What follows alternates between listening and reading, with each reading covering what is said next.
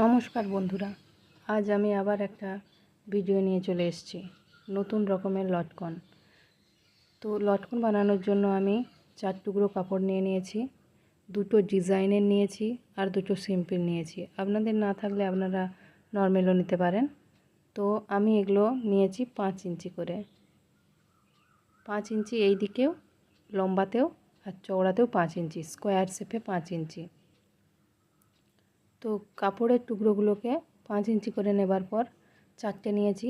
এবার সোজা সাইডগুলো ওগুলো ভেতর দিকে থাকবে এবং যেগুলো উল্টো সাইড সেগুলো বাইরের দিকে থাকবে।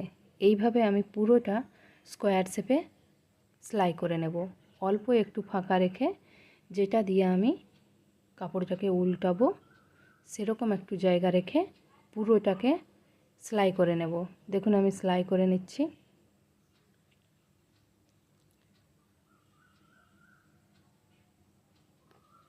একটু ফাঁকা রেখেছি,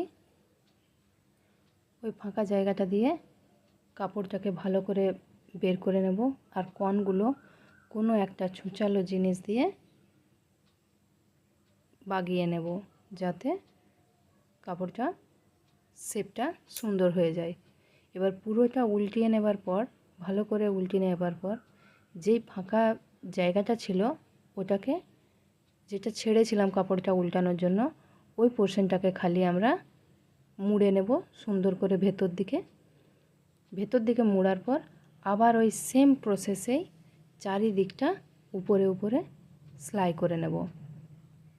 সেলাই করে একদম সেট করে নেব। পারলে আপনারা আয়রনও করে নিতে পারেন, যদি ঠিকঠাক কাপড়টা না বসে আয়রনের মাধ্যমেও আপনারা বসিয়ে নিতে পারেন কাপড়টাকে। এবার চারদিকটা সেলাই করে নেবার পর ওটাকে ঠিক ভাঁজ করে 2 পার্ট করে মিডিলে একটা ফুটো করে নেব। তারপর আমার আগে থেকেই বানানো ছিল লটকনের জন্য দড়ি, সেই দড়িটা ওর মধ্যে ফুটোটার মধ্যে ঢুকিয়ে সেলাই করব। চলুন দেখুন আমি কীভাবে করছি, ওই রকমভাবেই করব। এরকম অল্প কাটবো, খুব বেশিও না খুব কমও না, যতটা পরিমাণ দড়িটা ঢোকানোর জন্য যতটা দরকার সেরকমভাবে। যেই দিকটা আমরা চাইবো যে বাইরের দিকে থাকুক, মানে আমরা দেখতে পাবো সোজা দিক হবে লটকনটা উল্টিয়ে নেবার পর, সেই দিকটা থাকবে ভেতরের দিকে আর বাইরের দিকটা দিয়ে সেলাই করব। একটু কোনাকোনিভাবে সেলাই করব। এই রকম এইখান থেকে চলে যাবে ঠিক মিডিল পোর্শনে, আবার এই দিক থেকে যাবে, একটু কোনাকোনিভাবে সেলাইটা হবে। একদম এন্ডে এনে দড়িটার কাছে আবার দড়িটা থেকে নিয়ে এসে এইরকমভাবে এই কোণে এসে আবার সেলাই করে নেব।